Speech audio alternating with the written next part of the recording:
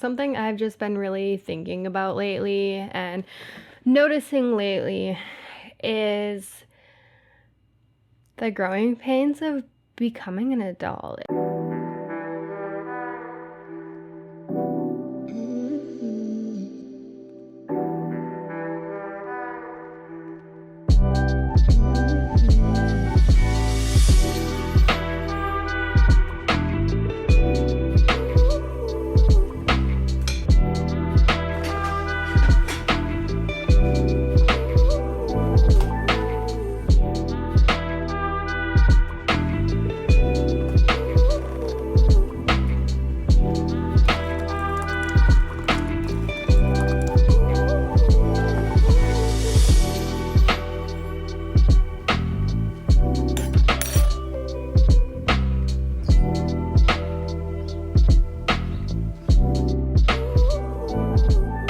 It's a different type of, I guess, pain. Like there's a lot of things that you have to learn how to get used to as you're entering adulthood.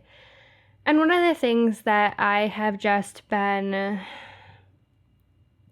really thinking about the most lately is the communication as adults. I'm a big thinker, as we know, so a lot of times I think about the fact of how has social media impacted the way that we live, especially our generation. How has things like the pandemic, the technology that we have of today, all of these different things, how do they impact the way that we interact with each other, especially communicate with each other? And it's just something that I guess I've realized lately, and I've been thinking about doing an episode on this for a while, but I just didn't know how to go about doing it. So I actually had a different episode scheduled for today, and I'm going to come in and push that one to next week instead, because honestly, this is just kind of what I'm feeling like talking about today.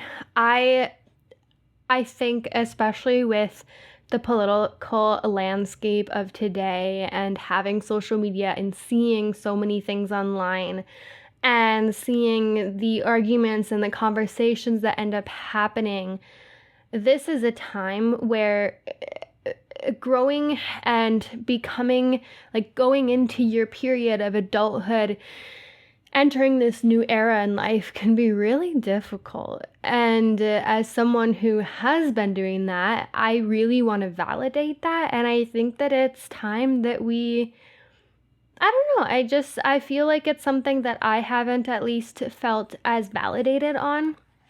And I want to be able to validate you all who are watching this, because I have been a little lost when it comes to figuring out and looking at the future of where we are, looking at the future in terms of the people that we are right now. We're gonna be the future. We're gonna be the adults. We're gonna be the ones doing what we've already seen people do before. And how are we dedicating ourselves to changing things, to making things better? Are we going to make things better? As hard of a question as it is to ask that, I have to ask it. Are we going to make things better? Is it going to happen? And I do think it will. I do think it can. And I also really think, what is the generation below us going to eventually push us to see? What are they going to challenge us to see? And I think the way that generations change, that we're constantly pushing each other to be better, is a really big opportunity for growth. But I don't know. It's just been interesting to see that now, as we are a generation that is becoming adults, what is it that we can work on ourselves? What is it that we can learn to push ourselves with, to challenge ourselves with, to step out of our comfort zone?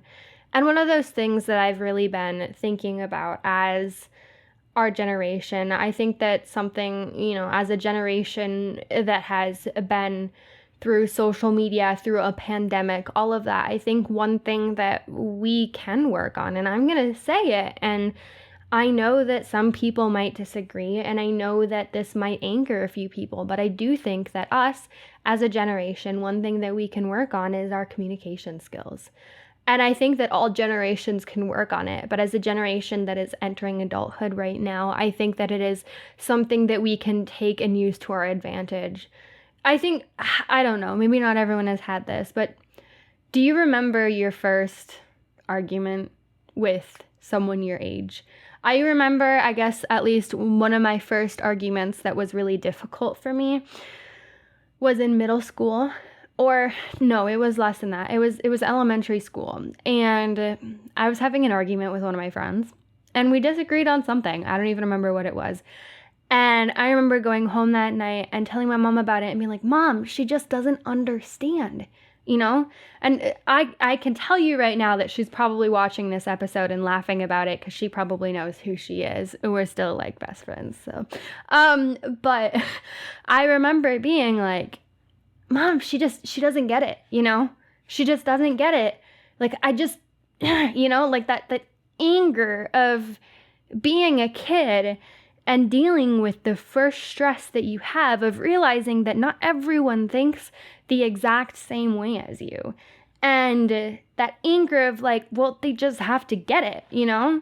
Of like, that's just how it is, you know? And not having those interpersonal skills to really communicate and express how you're feeling and validate the other person's feelings and get through an argument, even if it was just a simple, basic, you know, little kid argument or whatever. And I remember that was probably one of my first experiences dealing with some sort of miscommunication going on there. And in that moment, what both of our parents did was sit down with us and help guide us through the process of how to interact with each other. It's social skills. It's something that we all go through. And so in a generation where we went through the pandemic and we struggled with it, I think that it's something that has a possibility that we did not get as much practice with these interpersonal skills, with these social skills as the generations before us, because they didn't spend a year or two in isolation. And not having those social skills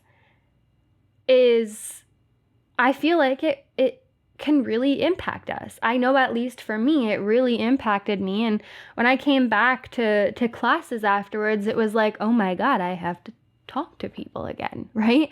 I mean, I don't know, maybe other people didn't experience that, but it was just weird. It felt just like, wait, what? You know, like I just wasn't used to it anymore. And as a generation that is evolving, our brains are still developing.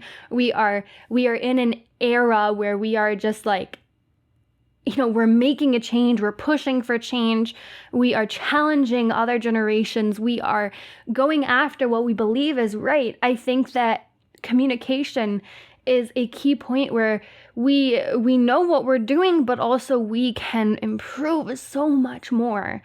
And I think that in this time where you're growing a lot, because that's just a natural time to be growing and changing and learning, this is the perfect time for us to really challenge our communication skills. Because when I was little and I went through a struggle of having a miscommunication with someone, my mom was the one who walked me through it, who told me this is how you communicate, you know?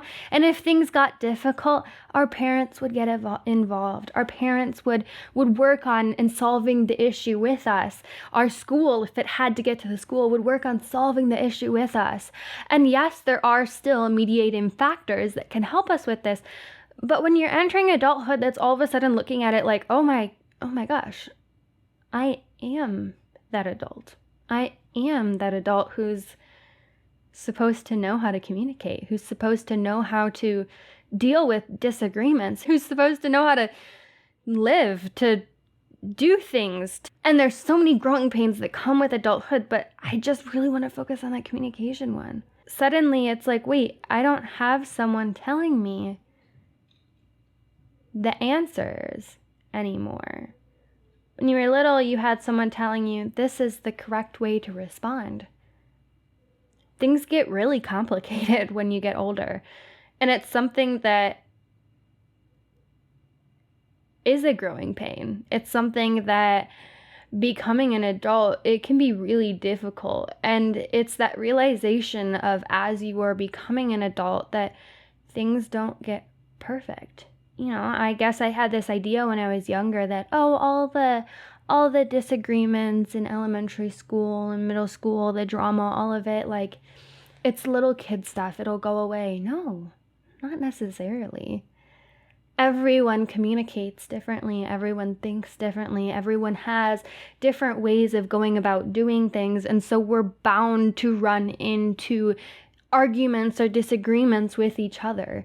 I mean, look at our current political landscape. Look at our current, just celebrities. Look at the way that social media is. We're always going through these processes where everyone has different ideas on what is the right thing to do.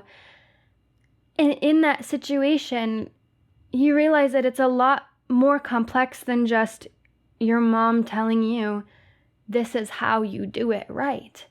And it's a lot more of like, wait, is there even a right answer? I'm not sure if I'm making sense with that. But the point of it just becomes complicated. It's complex. It can be confusing. And as you're navigating this area of becoming an adult, communication on top of that is such a difficult thing to add to it. So what I want to talk about today is interpersonal skills and how to change and grow your communication skills, which interpersonal skills and communication skills are different things. They have different definitions but for the topic of today, I'm going to use them interchangeably. And basically just like, how do you communicate with each other? How do you express things? How do you interact with each other? And I feel like the foundation almost of being an adult is having effective communication skills and emotional intelligence so that you can understand your own communication skills, your own way of thinking, your own way of processing, and continue to better yourself. And something that we talk about a lot on the podcast is the emotional intelligence of yourself. You're understanding yourself, understanding the way that you do things, being kind to yourself, all of that. Like, I think that kind of is a big part of the podcast, but I don't feel like I've ever really talked that much or dedicated an episode to how to effectively communicate with others. So that's what I really want to do in this episode. So now that we've kind of looked at what is, why is communication important, the growing pains, the validating that, because honestly, it's so difficult. What are some ways that you can actually increase your interpersonal skills and grow as an adult and communicate effectively? So when I look up the definition of interpersonal skills on Google, the first thing that comes up is Google AI. And it says interpersonal skills are the abilities to communicate, interact, and work with others. People with good interpersonal skills are often considered to be good with people. Some examples of interpersonal skills include communication, active listening, conflict resolution, creativity, problem solving, emotional intelligence, and leadership. So I wanted to go through some of those and just look at, what does it mean to have effective communication skills? What does it mean to be an adult? What does it mean to do that? Because even though I can't tell you in each individual situation what's the right thing to do, I hope that this can, help it, because sometimes, depending on the way that you grew up, you might not have a good example for what effective communicating is. You might not have had that example, or you might have, but you're still just a little lost on it, and that's okay, because we are constantly learning. I'm constantly learning. I'm constantly calling my mom, stressing out because, oh my goodness, this conversation in class was just so difficult today, or oh my goodness, this, just different things like that. And being able to not only process that in your own life, like we talk about a lot in the podcast, and cope with it and cope with your emotions, which we talked about in the last episode,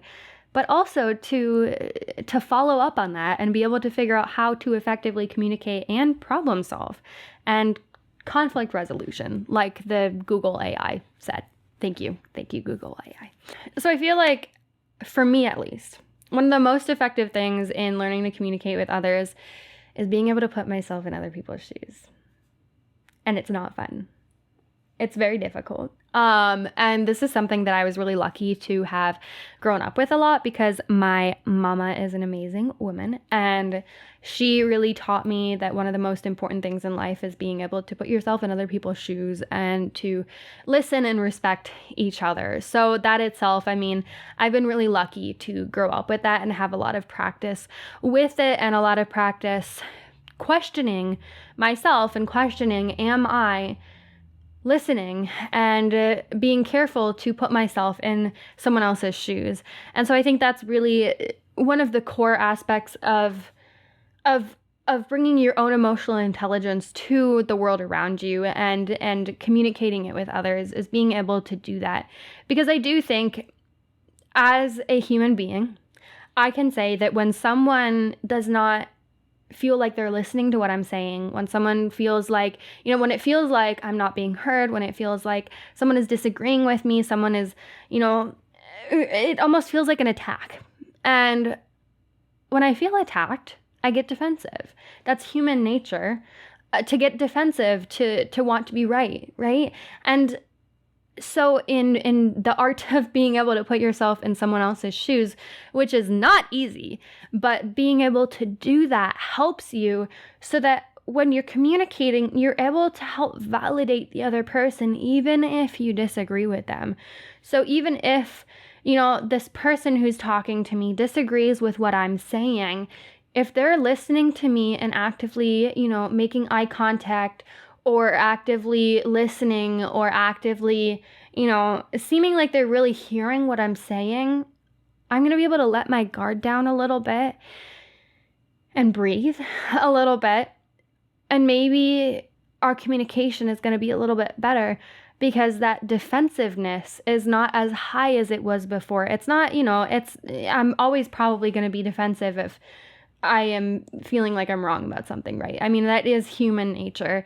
But the art of just having these skills, these communication skills, is being able to make each other feel heard and validated, even if you do disagree with them, even if you don't have the same views.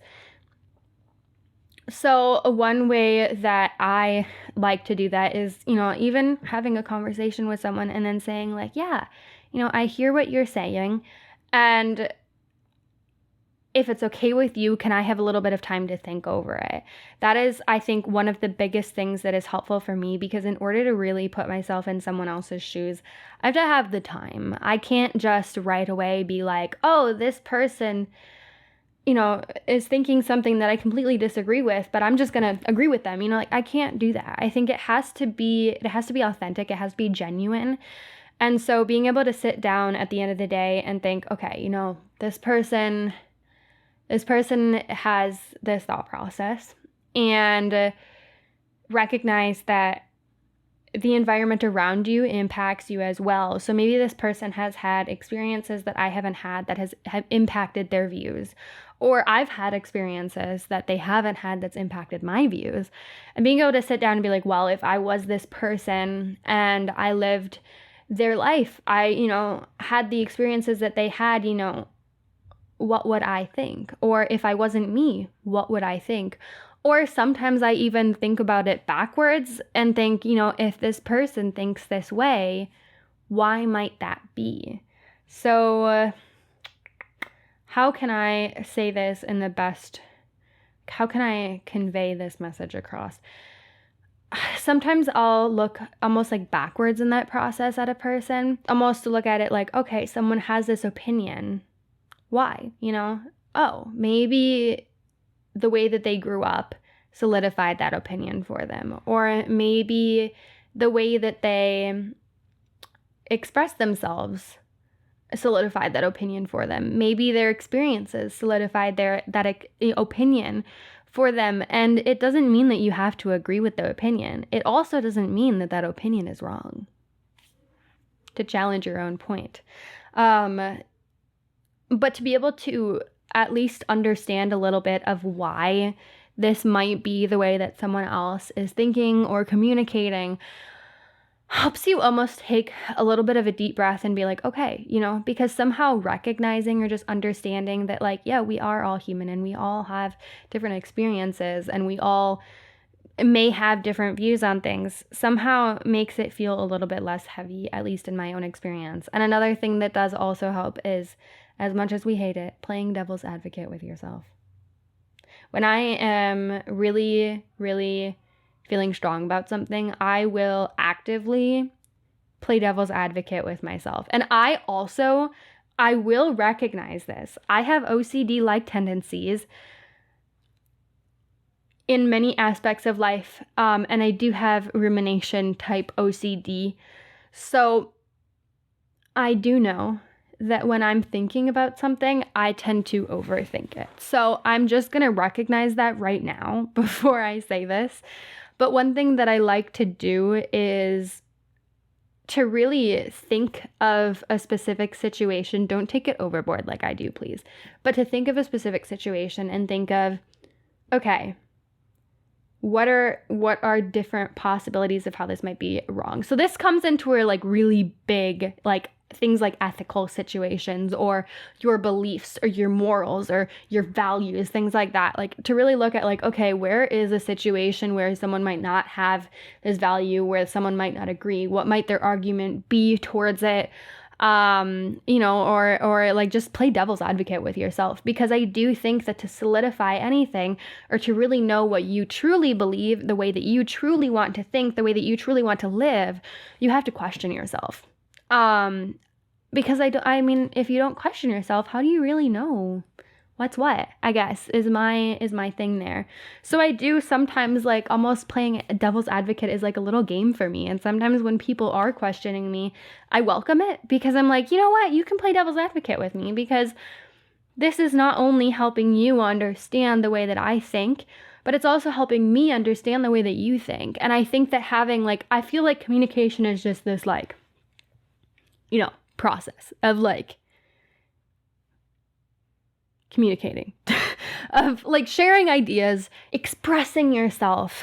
And I feel like it's really important to be able to do that.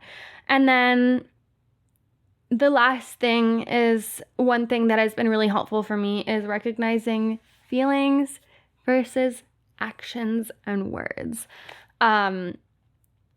Feelings are valid no matter what. And I'm going to say that, and I'm going to stick with it. That is something that I grew up believing, and it's something that I've really questioned throughout my life, and it's something that has really forced me to question in situations where I have really dealt with some difficult things. I have a father who's not all that present in my life, a biological father who's not all that present in my life, and I've had to really struggle with that. I've been cheated on before. I've had to really struggle with that. I've been bullied before. I've had to struggle with that. And I mean, I've had pandas, but that didn't really involve another person, so we're not going to talk about that in this case. But the point is that I've definitely had experiences where I've really had to question this. And so I'm going to say this confidently in my own view, but I'm also not saying that I'm right and you're wrong, because I think that it really depends on each person. But in my opinion, in my view, I do believe that no matter what, feelings are valid.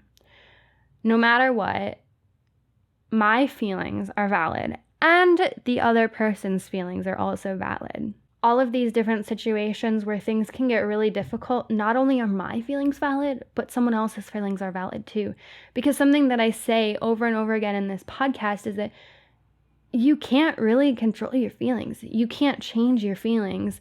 And your feelings impact a lot about you.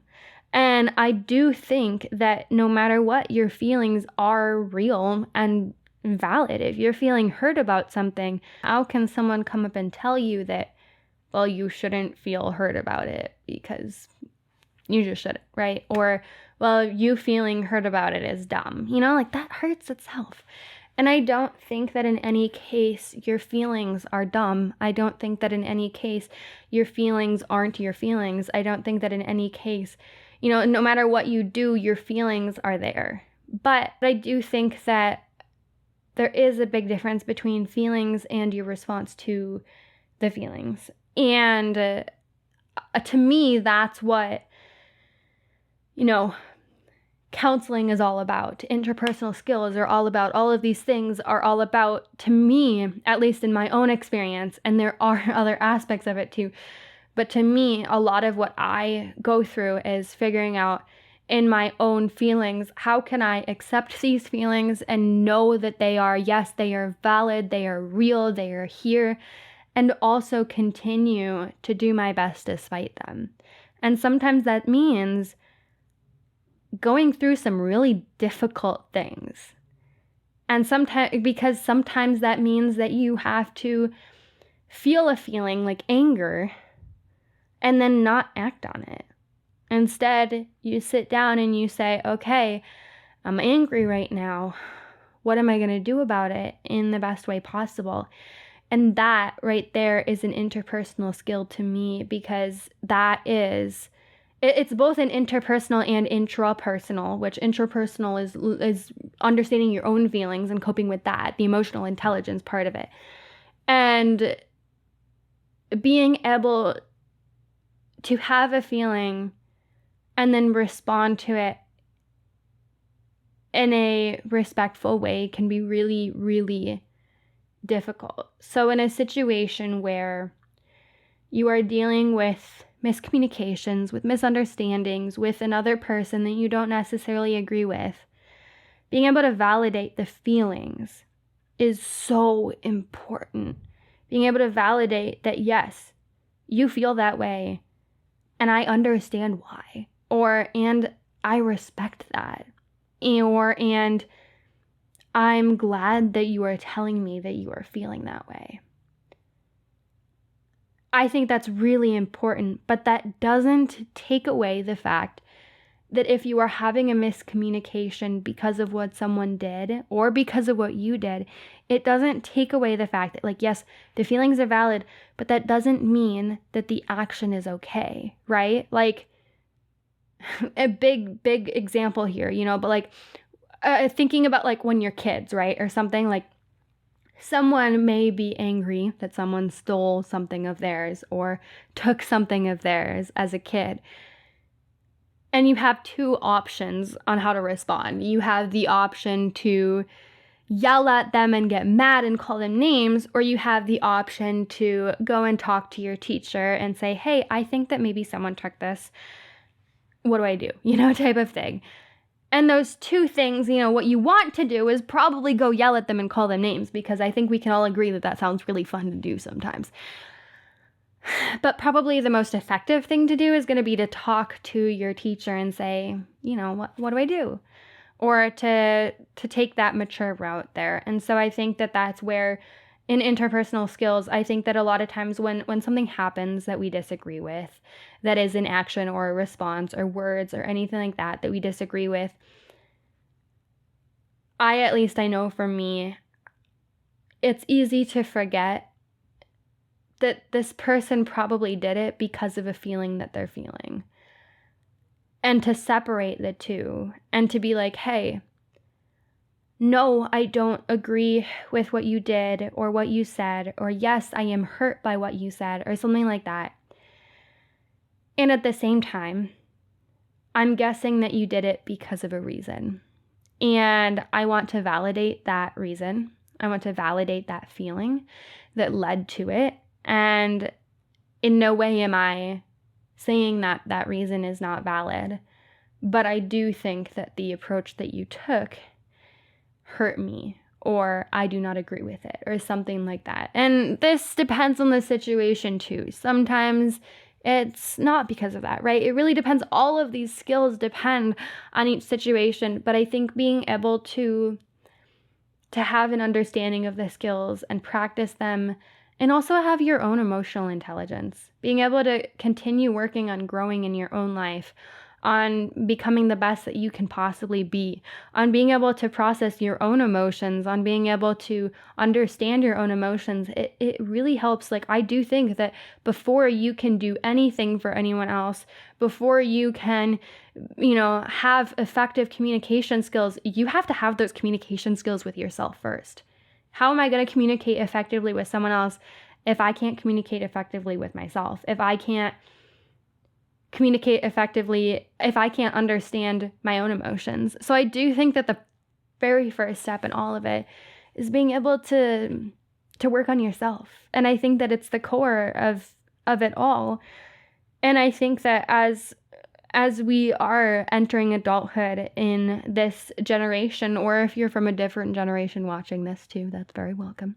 But I think that as we are entering adulthood, or entering a different time period, or even entering a new job or a new school, or no matter what phase of life you're in, I think that being able to question the way that you communicate is really important.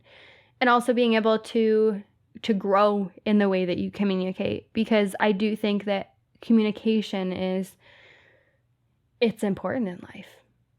We are social human beings. We talk to people, we communicate with people, and having these communication skills can take you really far. And it can also not just take you far in being able to interact with others, but also with yourself. So those are my little thoughts for the day. And I'll see you next week. And I hope this wasn't too long, but I'm looking at it as I'm editing it, or as I'm recording it, and it's like 36 minutes long. So I'm going to try and cut down on some of it. But if it ends up being 36 minutes, I'm sorry, you guys. I'll see you next time.